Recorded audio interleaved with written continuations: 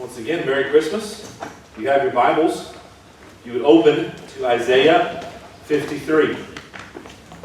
We will close out our remembering of Advent this morning as we remember Jesus. We've talked about the hope, peace, joy, and love that we are able to receive because of Christ, because of His work in coming to earth, dying the death of the cross, and being raised in victory. Now we want to focus on Him and what He means to us as we have received Him. Before we get into this passage, there's something that I want to remind us about Christ in His time on earth, and then what He also calls us to. And it's a phrase that He uses often in both calling His disciples and then also in calling and drawing us, and that is, follow me. Follow me. And as I've walked through this week and preparing for this time that we have here this morning, that phrase has often been playing over and over in my mind. And then in reading this text, as we will read it here in just a moment, I think it is important for us, as we remember what Christ has done, that we remember what He has called us to. Because not only has Christ done this work, He has called us also to participate in this work. Now, that does not mean that we become Christ and we then save people. We can't do that. That is not our job. That is not our calling.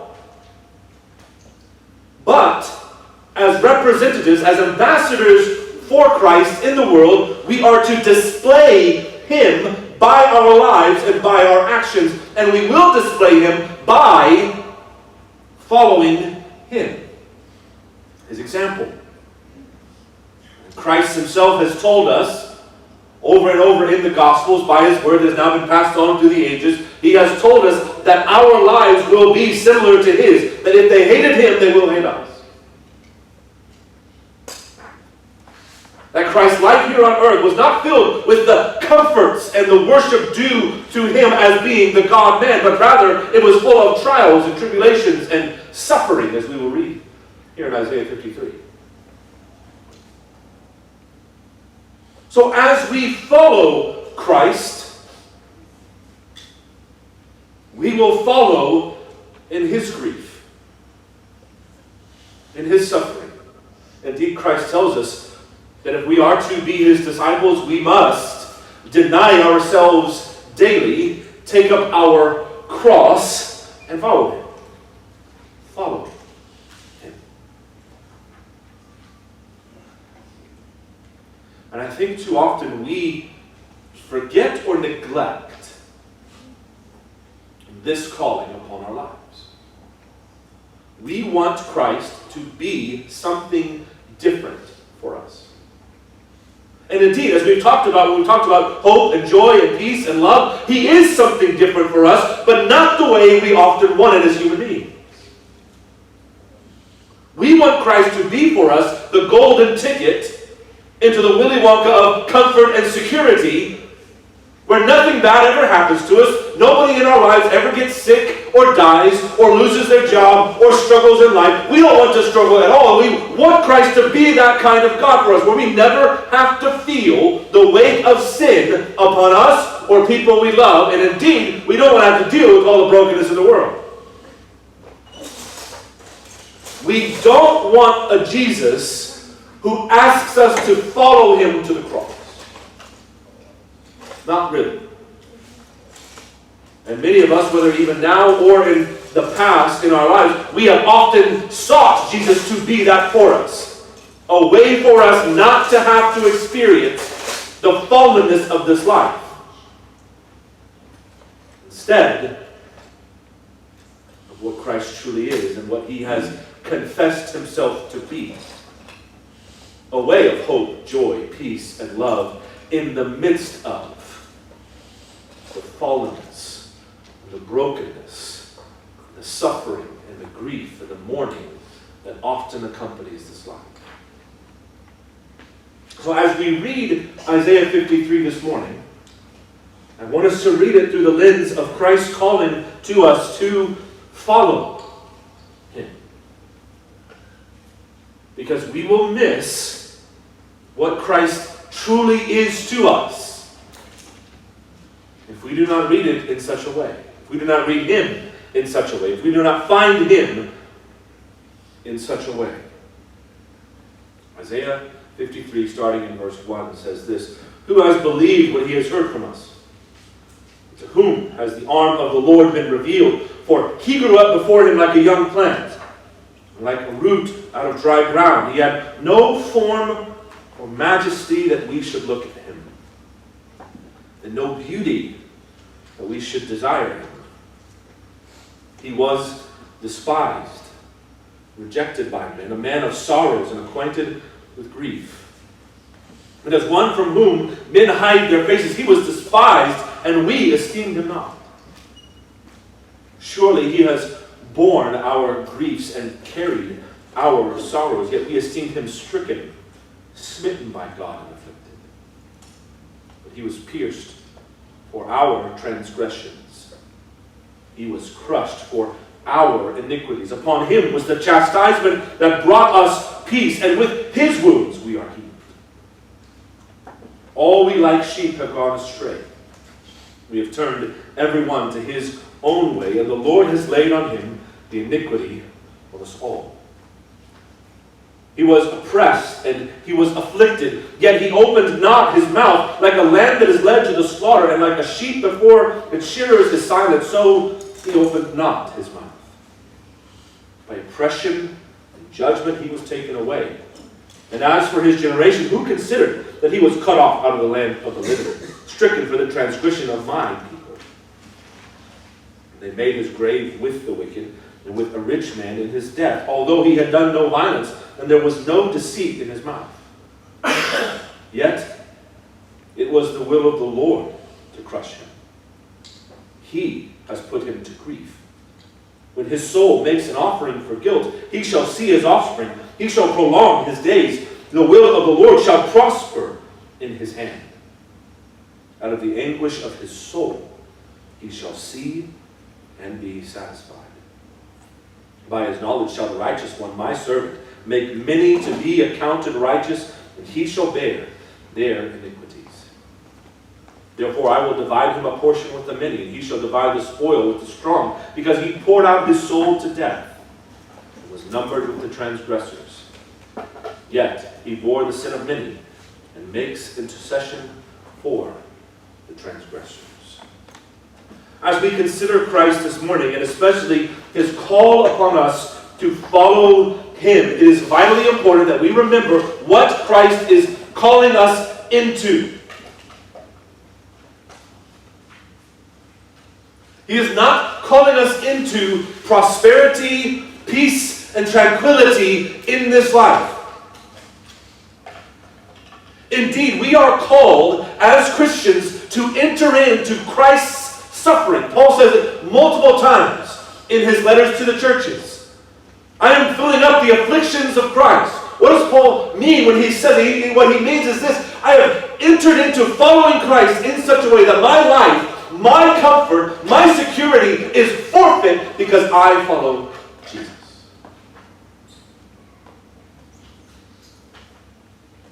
And in my following Him, I am ready and willing to give of myself, to give my very life, that others may know and experience the beauty of who Christ is. Brothers and sisters, we would do well to remember at Christmas time the calling to follow Christ is a calling to suffer.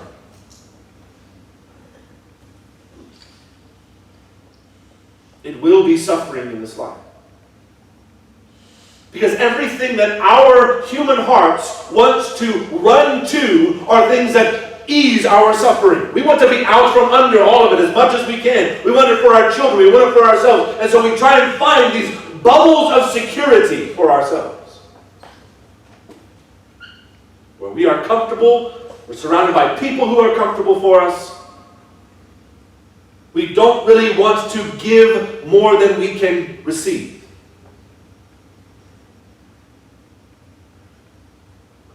Something that I think that we should all be aware of is Christ in his coming did not come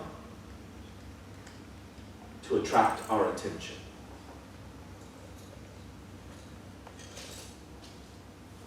Christ did not come with flashes of gold, with the pomp and pageantry that he was due. Which is why the manger remains so important for us. He wasn't born in a palace. He wasn't born with worshipers that were really worthy of him, fawning and meeting his every need and pampering Mary and all of these. He was born in a manger. Lowly. Unlooked for. Unseen.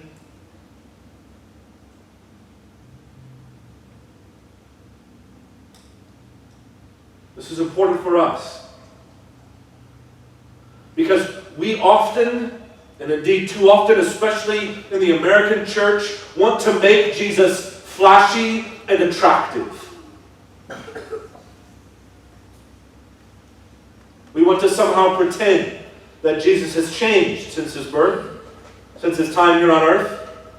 And that the means by which we must get to people is by attracting them somehow to Jesus. So we must make him something different than he is, which is why suffering is rarely talked about in churches today.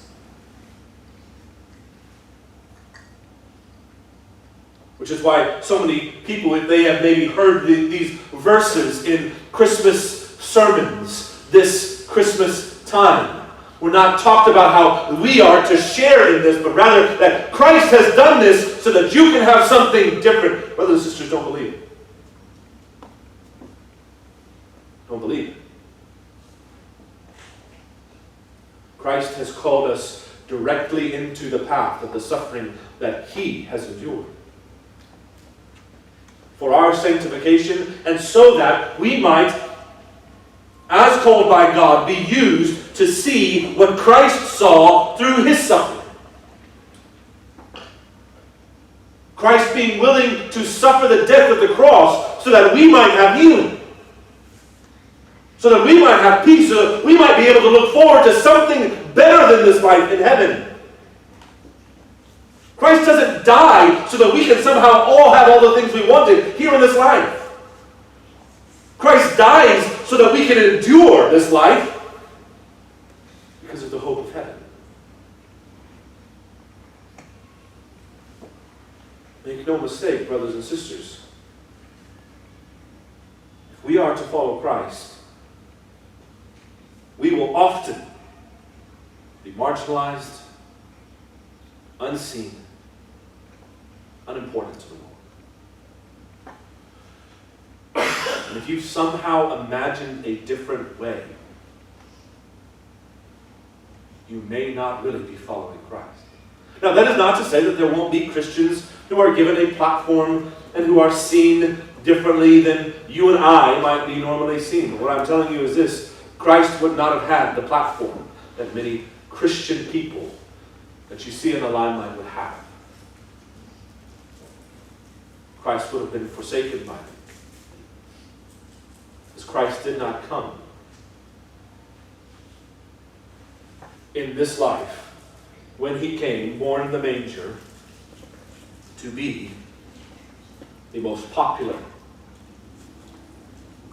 the most beloved of all the theological teachers and scholars and everything else. Indeed, he was not.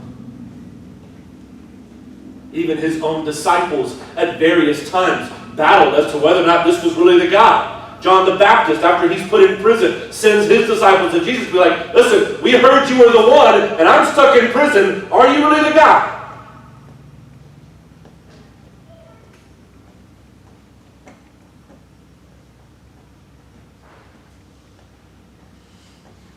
Do not be tempted to fall into the trap that Jesus has prosperity for you here, and and that's all he has for you. We will be called, as we follow him, to participate in the sufferings of Christ here on earth. Because just as Christ came, not to be loved and the beloved and the golden boy of everybody around him, but rather he came and was minuscule. He was unseen. There was nothing to attract us to him. That is what we will be in the world. Christ came and he gave over and over and over again to crowds who would not see him for who he truly was. Crowds who would only show up whenever he was feeding everybody. Crowds who would only come to be healed.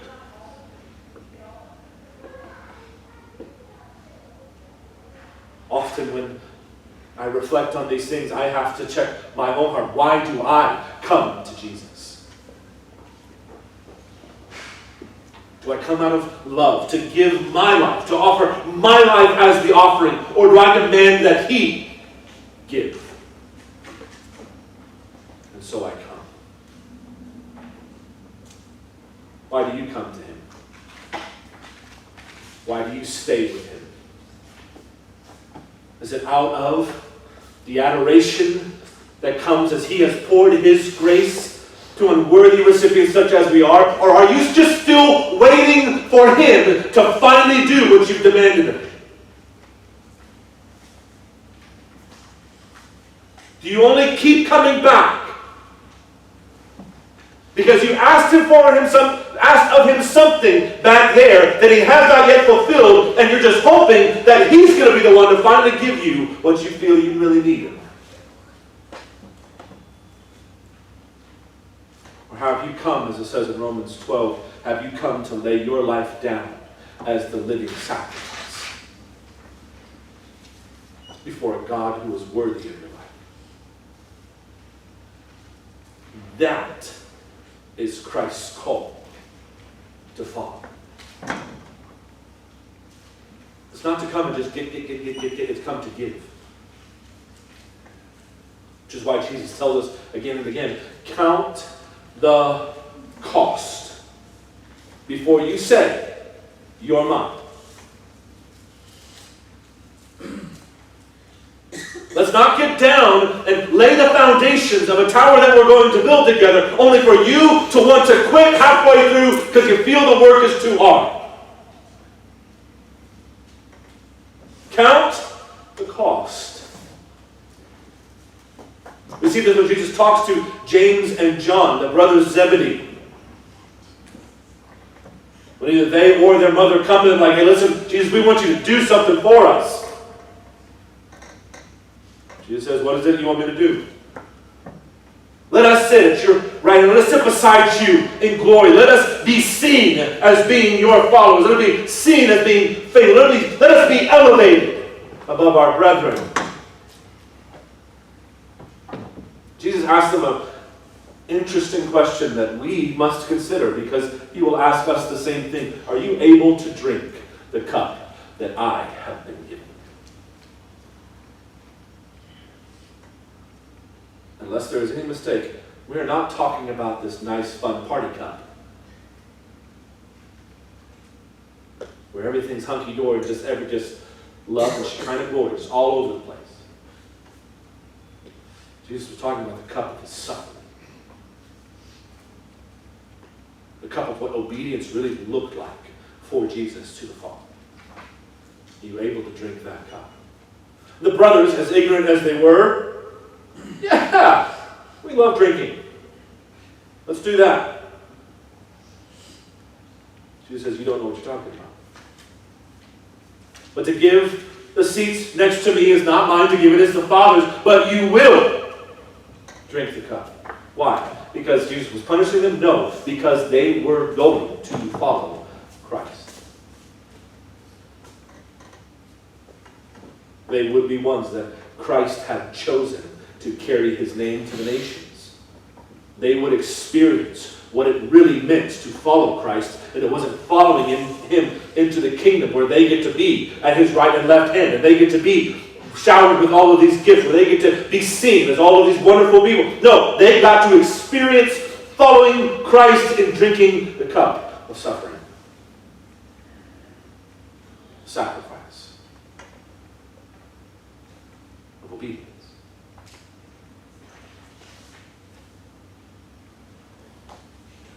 Christ, in calling us to follow him, will call us into suffering. It is not comfort, it is not earthly security that he calls us into, to follow him into. It is rather sacrifice. That will mean suffering for us, as Paul describes suffering in Philippians chapter 3. I have suffered the loss of all things, that I may gain Christ. If we are not willing to lose all things, we cannot truly, wholeheartedly, with all of our being, follow him. Second thing that we must glean from this passage as we follow is that grief and suffering are going to be part. Grief and suffering are going to be part of our lives as we seek to follow him. Brothers and sisters, let us stop kidding ourselves that we will not suffer loss and follow. That we will not have to endure what this world has to offer to us. That somehow following Christ will be easy. That we will love waking up in the morning to do what he's commanded us to do. Should that love be there? Yes. Will it every day? No. We are human. We are broken. We are fallen. We must daily put to death the sinful desires that we wake up with.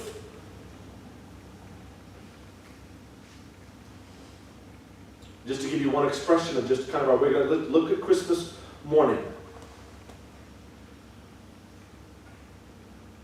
We struggle every day to get our children out of bed, to get them to school in the morning. But boy, put presents under a tree, at 4 a.m., baby, they're ready to roll. Dressed, energized.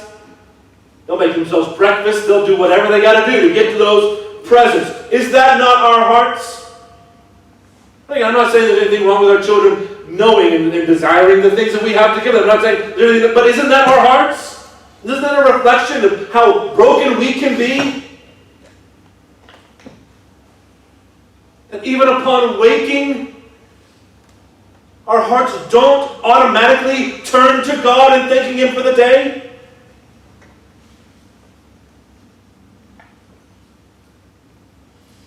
And we've tried the things that people tell us that your mindset at night as you go to bed is what you're going to wake up with. That's not worked for me very well. I still don't wake up. I'm still angry with my alarm clock every morning. Why? Because there's something broken in me. And my desire as a broken person who still has to deal with the remnants of sin in my life does not want to follow God as soon as I wake up. I want to go back to bed. I want to be done. Grief, suffering, this war with sin that Paul describes in Romans chapter 7, where we continually want to do what God has called us to, but find ourselves doing the opposite. This battle of having to die daily. And don't we wake up some mornings and we just don't want to die to ourselves today? We want somebody else to have to die for us today? If you're married, you always feel this. You always feel like your spouse ought to die for you today. They can do the dishes for once. Well, you'll never have that conversation. No. Grief and suffering become part of how not only Christ sanctifies us, but how Christ uses us to save others. Again, not that we do the saving, but he has called us to be instruments in his hands in his saving work in the world. And that happens by our living sacrifice. It has been shown throughout history as we've watched and heard the stories of men and women over and over and over again, willing to go into places that hate Christ in the hope that by their life, by their sacrifice, somehow, some remnant of God's grace would break through and people would be saved. Brothers and sisters, you may not be called to the darkest jungles of Africa. You may not be called to China. You may not be called halfway around the world, but you are called to your neighbor. And sometimes that feels like just enough death, doesn't it? Because what are they going to think of you? What are they going to think of you if you talk to them about Jesus? What's going to happen to your reputation? What's going to happen to your business if Christ is seen as the most important thing in your life?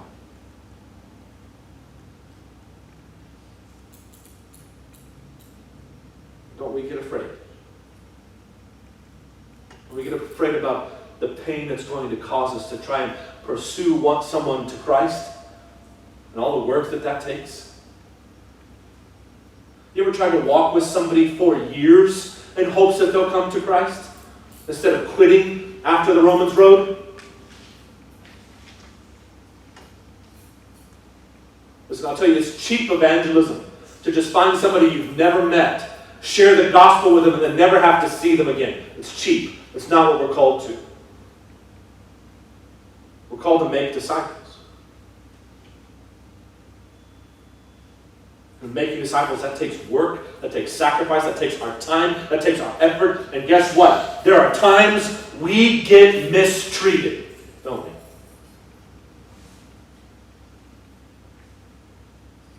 We get beat up.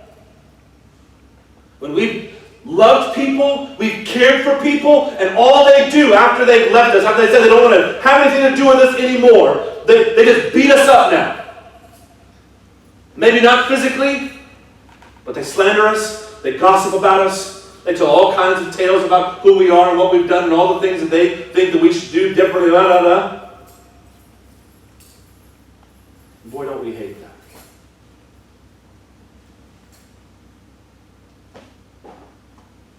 And isn't that just too much to endure for us? And suffering for Christ, that somehow, somewhere, somebody might be thinking poorly of us.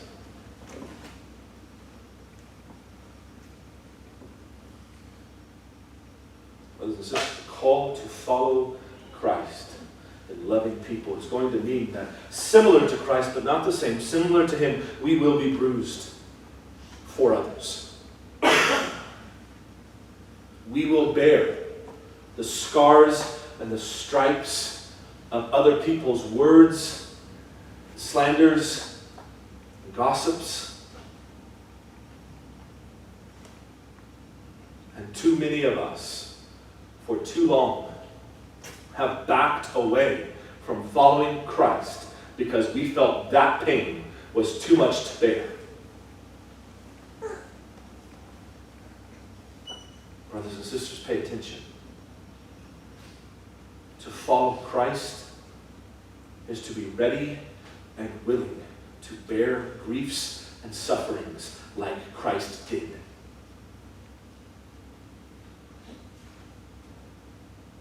Paul says that we are to follow Christ into his death so that we may experience his resurrected life.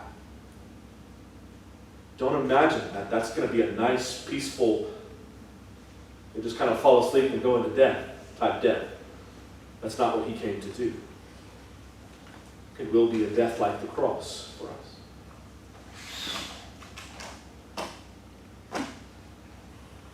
The beautiful thing about all of this, as we see in Isaiah 53, is that all of this suffering, all of this grief, all of this work and toil and labor is all absolutely 100% worth it.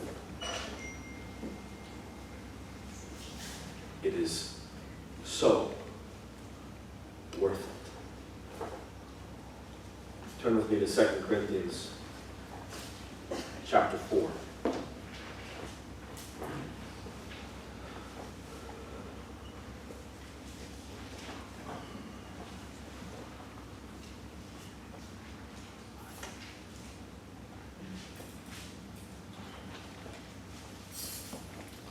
Just as in Isaiah 53 we see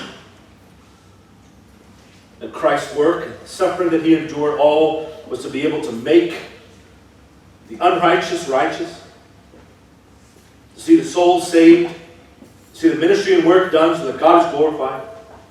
All of it was worth it. We're going to see Paul reflect those same sentiments here, beginning in chapter 4 of 2 Corinthians, starting in verse 1. Therefore, having this ministry by the mercy of God, we do not lose heart. This very morning, many of us are living in the lostness of heart. We've grown tired of doing good. We've questioned God's calling on our lives and who he's called us to and how he's called us to live. We have somehow imagined that he had something different for us than what he really had for us. Paul is going to remind us that in following Christ, despite the grief, despite the sufferings, we do not lose heart. But we have renounced disgraceful, underhanded ways. We refuse to practice cunning or to tamper with God's word. But by the open statement of the truth, we would commend ourselves to everyone's conscience in the sight of God. Let's take this back to what we read in Isaiah 53. We don't try to make Christ flashy.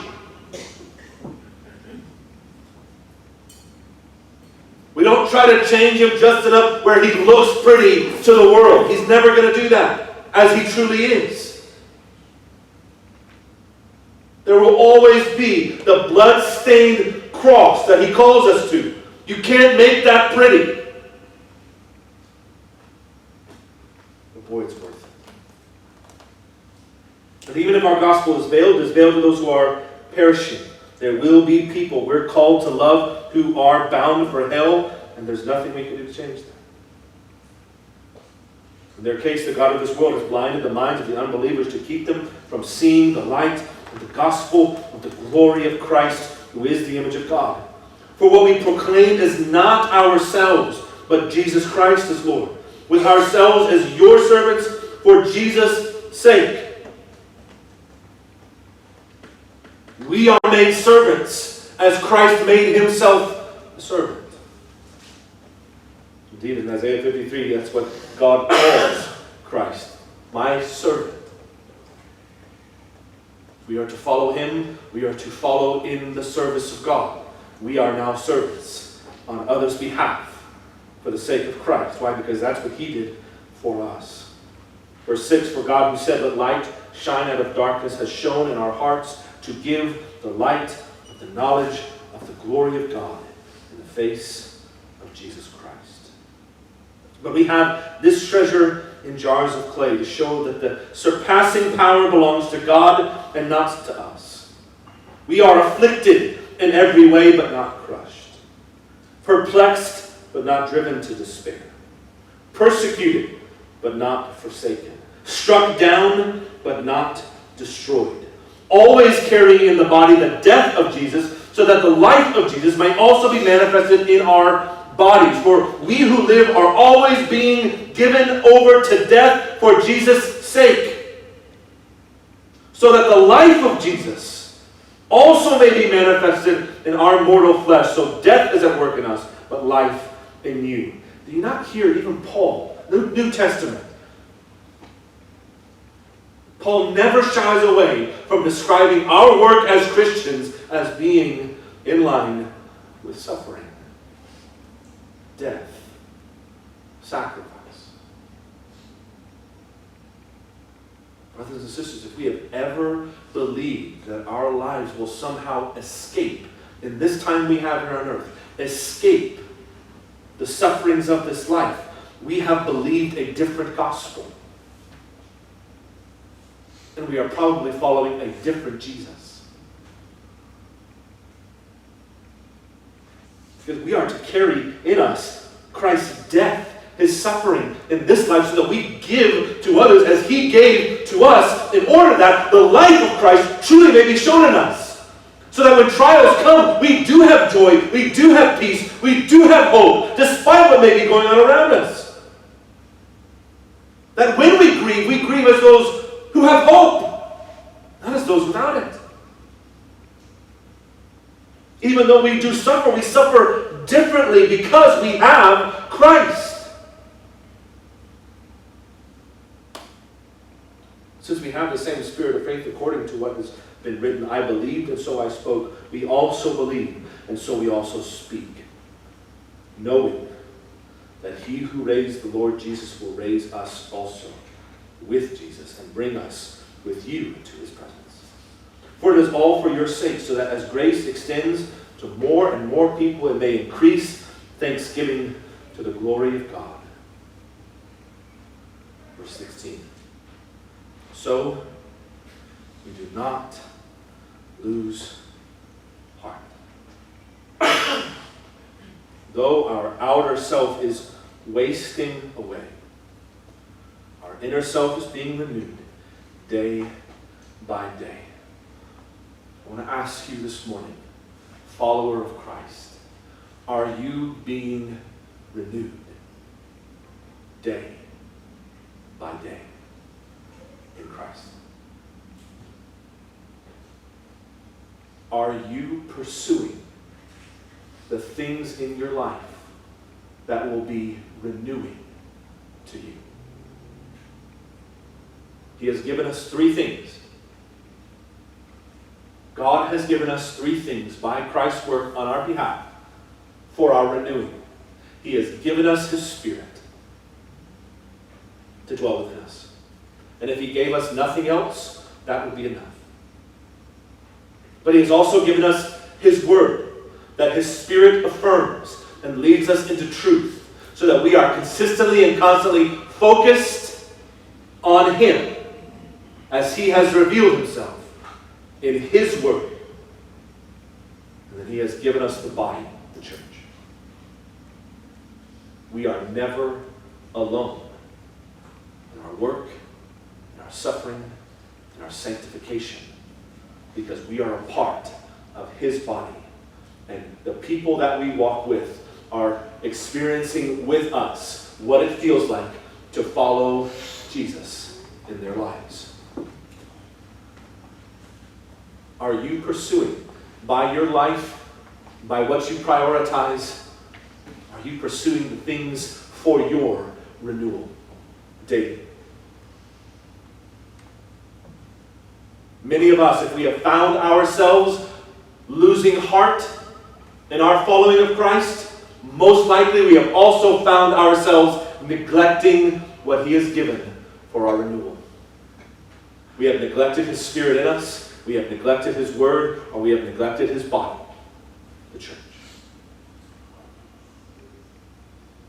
Where we will find the most joy in following Christ is when we are pursuing and prioritizing what he has given us for our inward renewal. Because our outward, it's always going to be fading. Always. Our bodies are dying. I don't care how much kale or spinach you eat. I don't care what kind of supplements you find. I don't care how much you work out or don't work out. I don't care what you do. Your body is dying, brothers and sisters.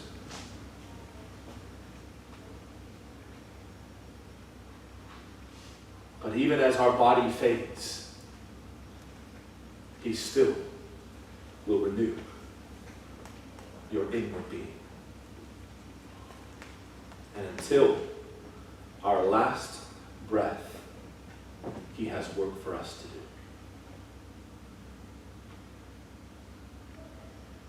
Verse 17.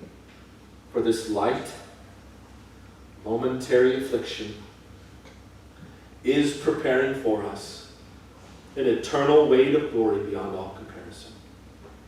As we look not to the things that are seen, but to the things that are unseen. For the things that are seen are transient, but the things that are unseen are eternal. See, as we follow Christ, our sufferings are part of the transience of this life. And praise Christ that there will be a day that every tear will be wiped away. There will be no more pain, no more struggle with sin. We will receive new bodies that are not fading away, no longer bound to sickness or to age or to time.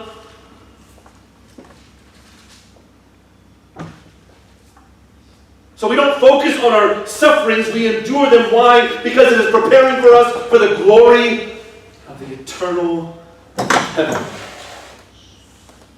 The glory of the eternity we get to spend enjoying Jesus, enjoying one another, not bound by the brokenness of this life. Because see, when we follow Christ, because He, in His grace, has saved us, we always follow Him into that glory.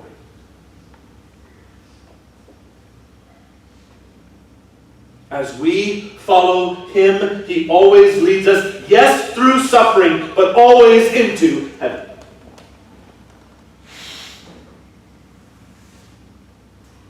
And we will find when we reach there that every moment of suffering, sanctification, and grief in this life was worth it. Not wasted, but worth it. As we enter into the joy and peace and rest and no longer hope. We won't need hope anymore.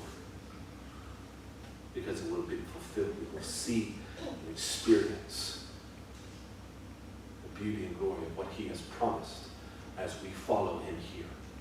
But brothers and sisters, be aware.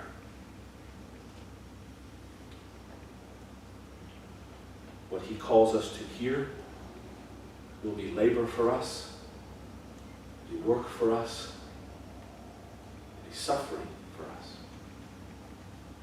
In various ways, in various modes, but we will suffer. Even if it's just suffering the loss of all that we felt we've accomplished so that we may know Christ. But that suffering does not have the last word. And that suffering does not mean that there is not joy and peace and hope and love available to us. It simply means that we are following Christ.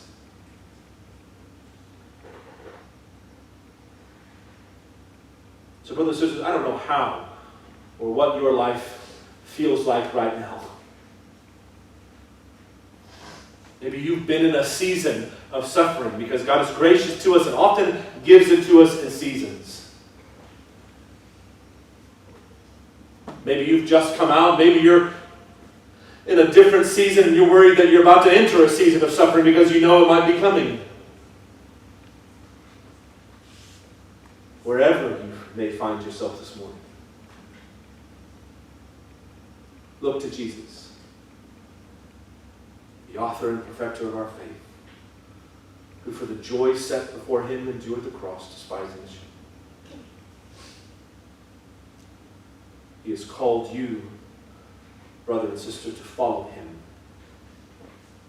with such a joy set before us. And He has given us what we need, that even if we suffer here in this life,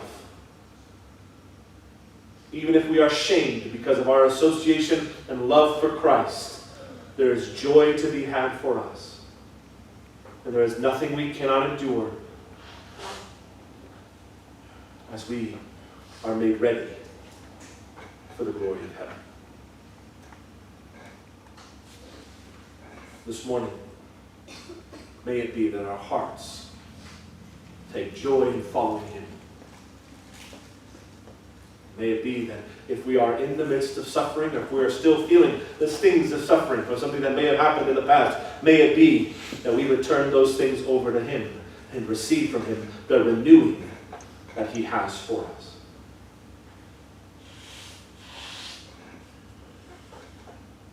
As we move into a new year, may we move into it following Christ, no matter what may come.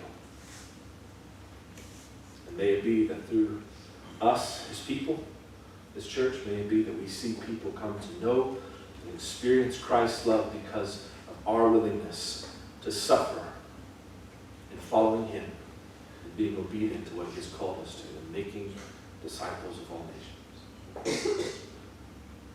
Listen, that doesn't mean we have to go halfway around the world to make disciples. We can start right next door. Many of us in this church, we start right in our homes with our children, grandchildren. May it be that Christ would use us for his glory in the year to come.